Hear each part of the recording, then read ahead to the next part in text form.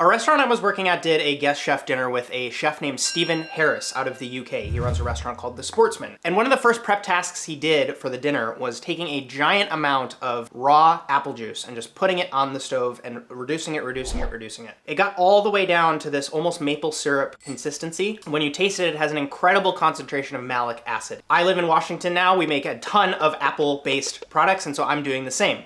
This works best with apple juice that doesn't have any added sugar, that is ideally raw or unpasteurized, unfiltered, and also doesn't have any sort of spices in it like cinnamon or allspice or clove. This has a ton of amazing use cases like incorporating into salad dressings, brushing grilled meats, things like pork, or we've even done this with scallops, so seafood works. And the no-brainer, if you're making an apple-based dessert or even a pumpkin-based dessert, a drizzle of this over the top takes it to the next level. Shout out to Chef Stephen Harris for teaching me how to make this. If you end up giving this a try, please let me know down in the comments what you think.